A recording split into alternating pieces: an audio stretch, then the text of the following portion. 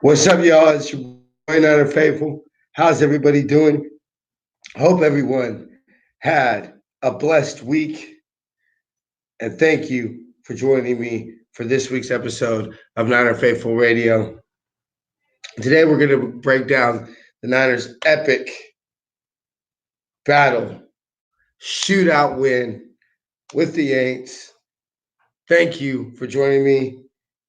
Just a reminder, you can find the show as a podcast on Apple Podcasts, Spotify, Google Play Music, Google Podcasts, Stitcher, Spreaker, Blueberry, TuneIn, or Castbox. Please subscribe, rate, and review. It really helps out the show.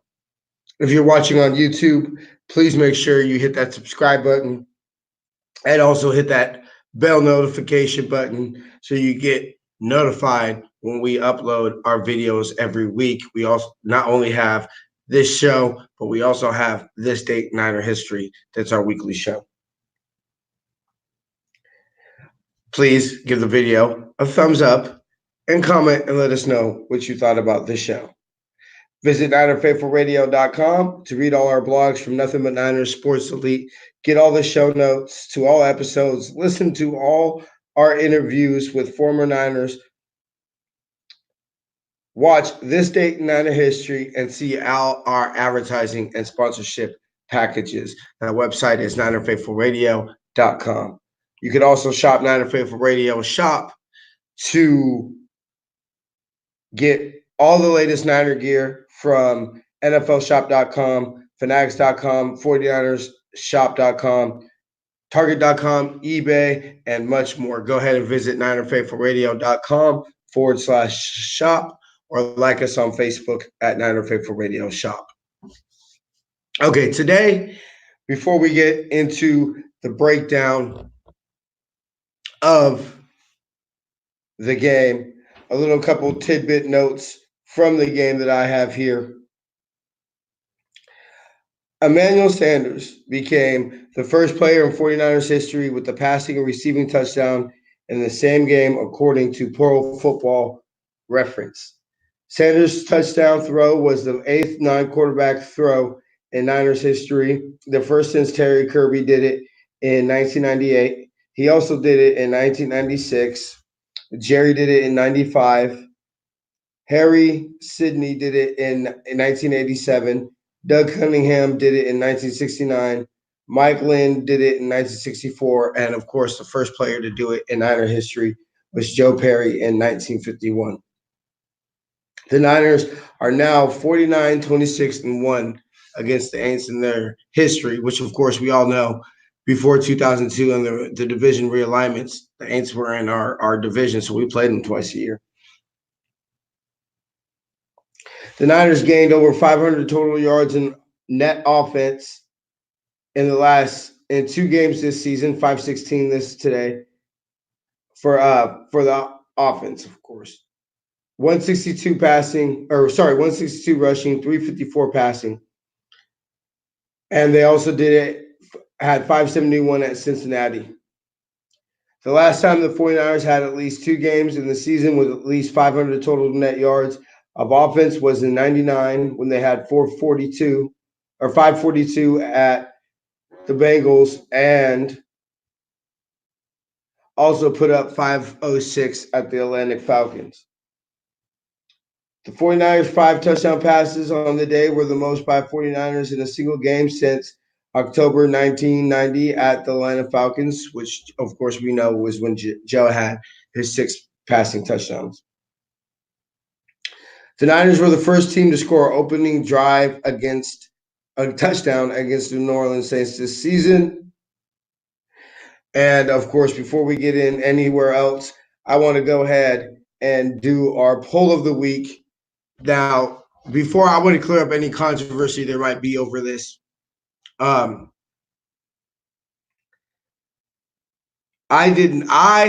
personally had no problem with us passing the ball. I have no problem at all putting the ball in Jimmy's hands. I am a firm believer of put the ball in number 10's hands, and we're going to get it, and he's going to get it done more times than not. However, I didn't like the fact we were in shotgun. I felt that we had to have the threat of the run game there. So now that that's cleared up, this is probably the closest we've ever had to a 50-50 split on Twitter. I mean, it was literally 49% said. So the question, of course, was, do you think Kyle Shanahan made the right call passing on fourth down?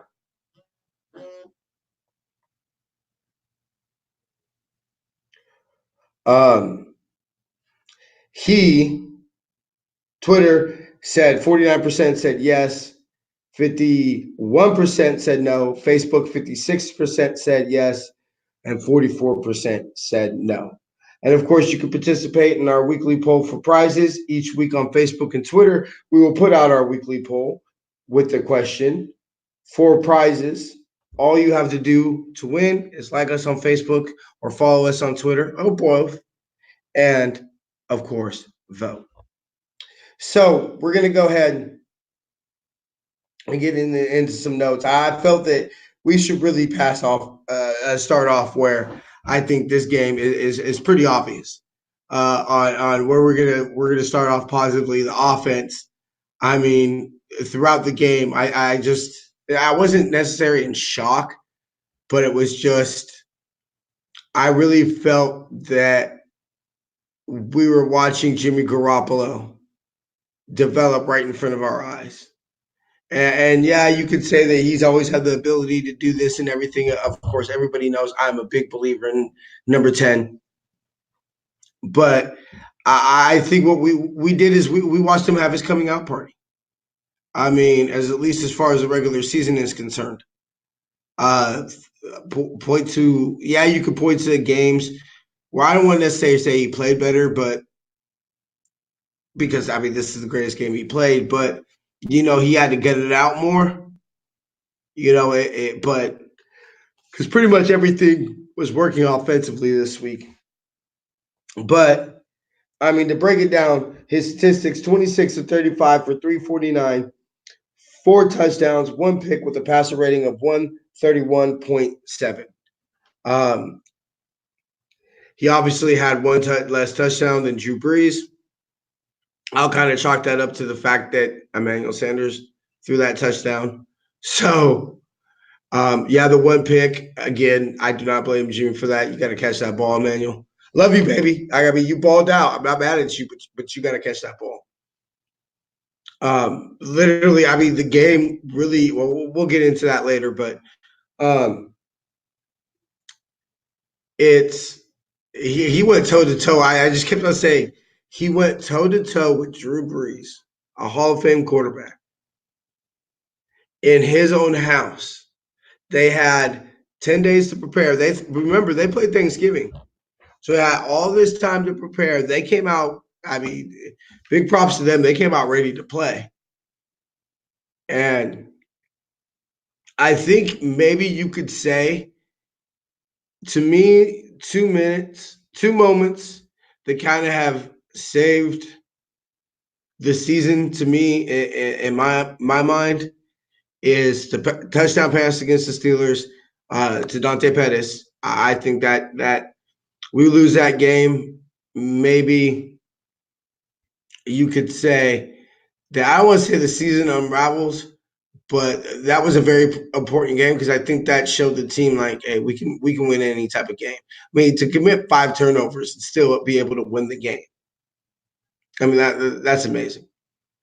And then when we were down 20-7, I said, okay, we need to score a touchdown here. If we get a stop on defense and score a touchdown right back, we're going to win this game. Now, that was one of the biggest moments, but to me, the biggest and even bigger moment, even as the game unfolded, was the fact that they got 3 off the turnover. The defense stepped up huge. I mean, obviously, we know the defense didn't play that great, and we'll of course go ahead and break that down a little bit. But the fact that they only got 3 yards, and let's be realistic, that was a BS call on Sherm that took away Eric Armstead's Solomon Thomas's sack. But to only have them get 3 yards and then only turning that into 3, and then coming right back off of their turnover and scoring a touchdown, that was, even though, of course, they had the opportunity to win the game and everything like that, that was one of the biggest moments of the season. Because those are 2 moments that the game could have got away from us. And once offensively and even defensively, and again defensively, in a game that we didn't play our best, the defense stepped up huge, did what they did so many games this season when they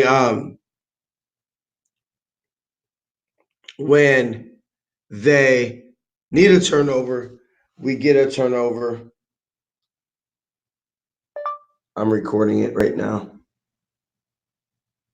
Sorry, everybody. A little notes. Super duper admin Kim. I had to let her know I was recording the show now. So, Emmanuel Sanders. More Joe notes on Jimmy G. Cool. His 75-yard touchdown pass to Emmanuel Sanders marked the longest touchdown pass of his career. Week 14 marked Garoppolo's 3rd 100-yard passing game this season and the 5th of his career. Amazing. Awesome. Emmanuel Sanders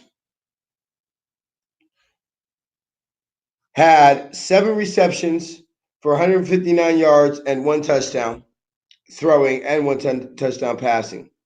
The 70-yard touchdown pass tying the longest touchdown reception of his career. His 35-yard touchdown pass to Raheem Mostert marks the 2nd touching pass of his career. It was last year against at the Arizona Cardinals in Week 7. Sanders has now 21 career games with 100-plus receiving yards, including 3 this season, 2 with the 49ers. With both the receiving and touchdown passing, Sanders became the 5th player since 1970 to have 2 or more career games with at least 1 receiving touchdown and 1 passing touchdown. Real quick, George Kittle, beast, awesomeness. I mean, what can you say? He probably single-handedly, and I don't want to say single-handedly, but yeah, he won that game. He had 6 receptions for 67 yards and 1 touchdown. On 4th and 2 with 39 seconds left in the game, Kittle hunted in a short yard pass from Garoppolo and rubbered 39 yards down the sideline to help set up the winning field goal. He had 36.6 yards after catch on that 4th and 2. That could go on to win the number 1 seed, and that's the play we're all going to look at that essentially really made it a possibility.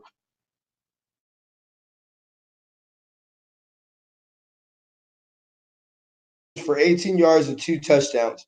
He now has a career high 5 touchdowns on the season and 9 in his career. This is a little interesting fact, which if you know, when Adam was doing the show with me, which he hasn't technically stopped doing it, but he's had. We were high on KB, and I mean this shows you really the clutchness of KB. 25 of his 27 catches this year are for first downs or touchdowns. 20 first downs and 5 touchdowns. And this, of course, is his first 2 touchdown game. 10 carries for 69 yards and 1 touchdown. He also catch 2 passes for 40 yards and 1 receiving touchdown. So he had another reception for 5 yards. But he played a solid game. Raheem Mostert played, it obviously wasn't as much as last year, but it was a different game. I mean, last week was a run it, pound it, ground it out type of game. You know, we were going to be running the football.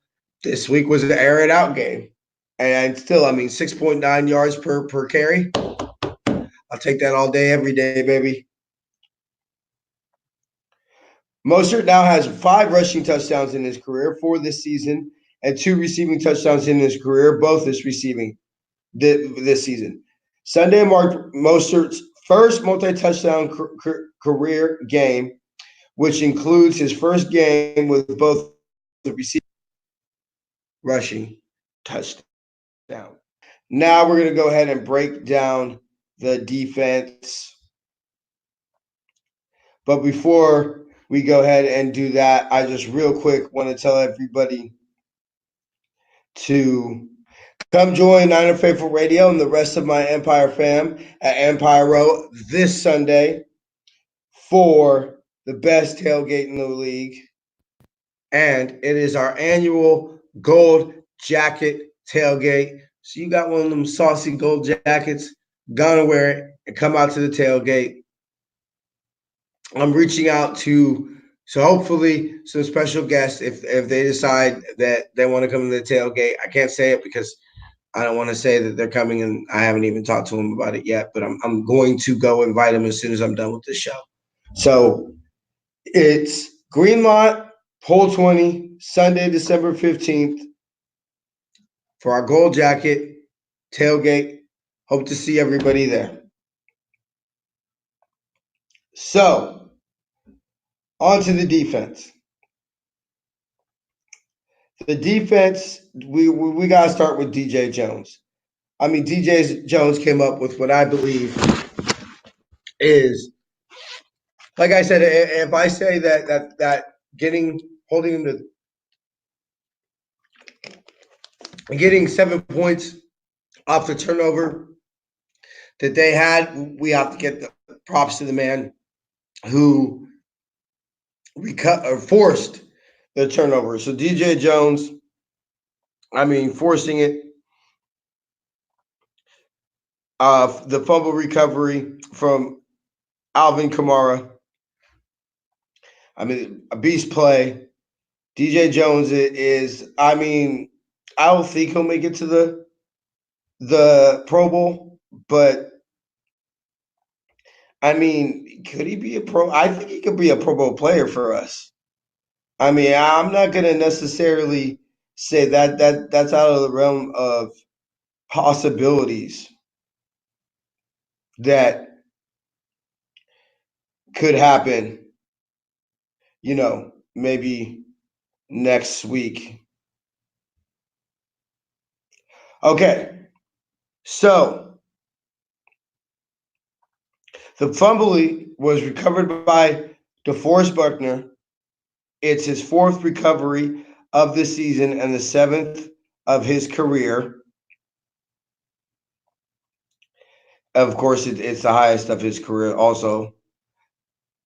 He becomes the first member of the 49ers to register 4 or more fumble recoveries in a single season since Ronnie Lott recovered 4 in 1988. So do you notice how a lot of games this year that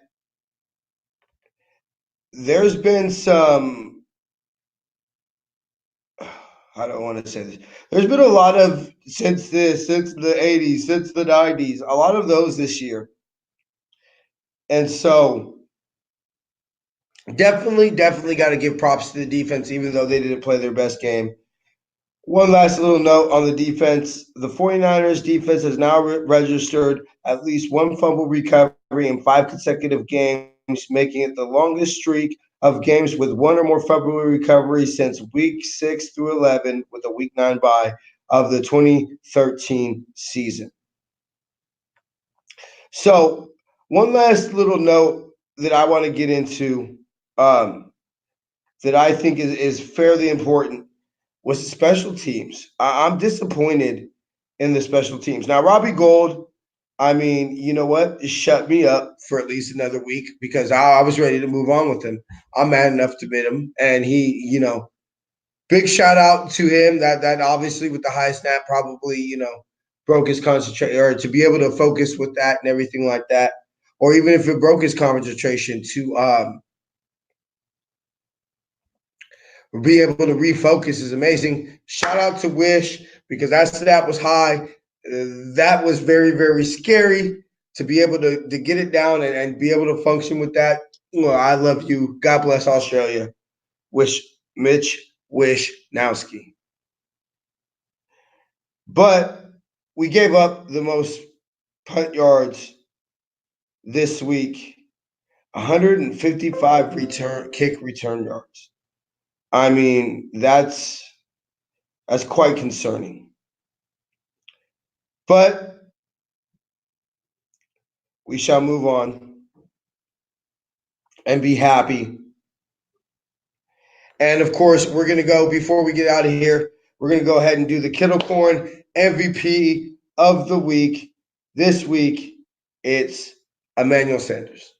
I mean, we could give it to DJ Jones. We could give it to Jimmy Ward. We could give it to Akilla Witherspoon.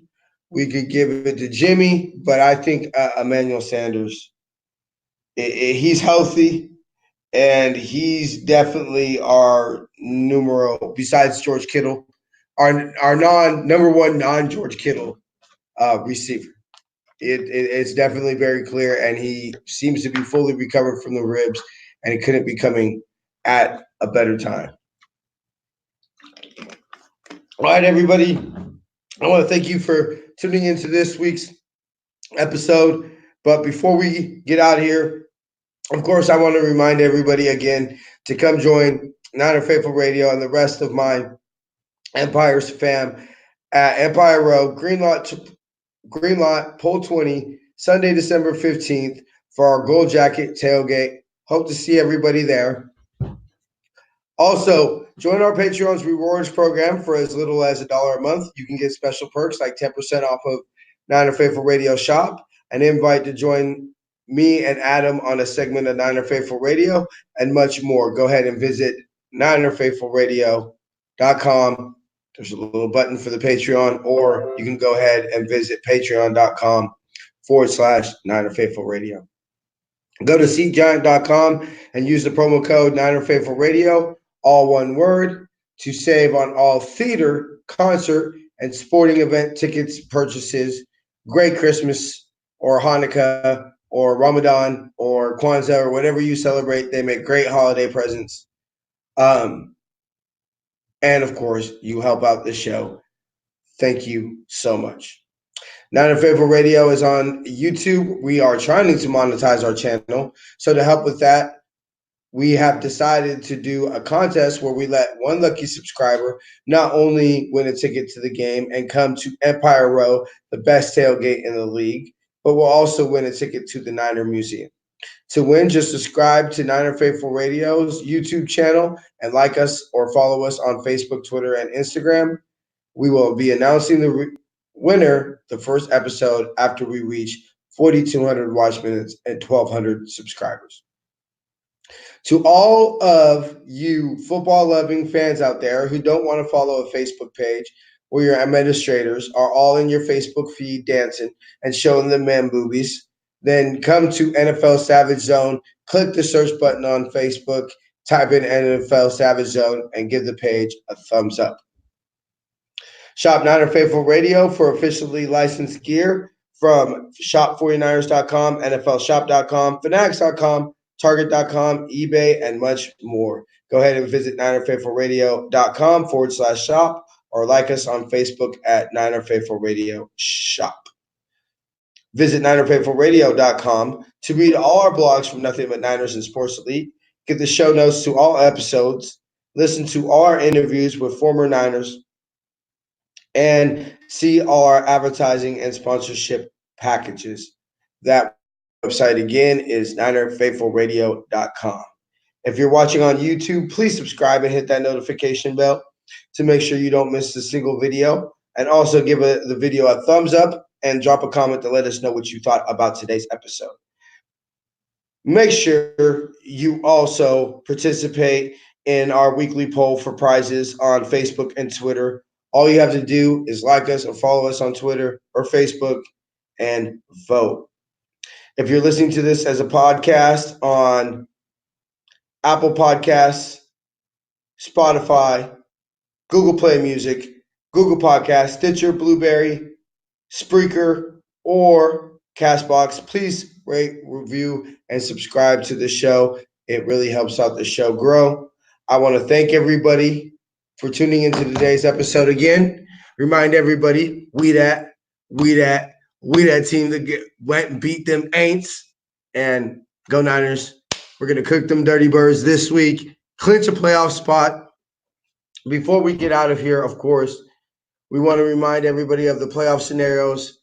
Basically, a win, a Green Bay or Minnesota loss, and or just a straight up Rams loss. I shall see y'all next week. Till then, faith, love, and happiness. Go Niners. Oh, shout out Weston Richburg. Lost him for the season. Sherm is out a couple weeks. K1 Williams is in concussion protocol. This win was definitely costly, but glad we got that dub. See y'all next week. Faith, love, and happiness. Go Niners.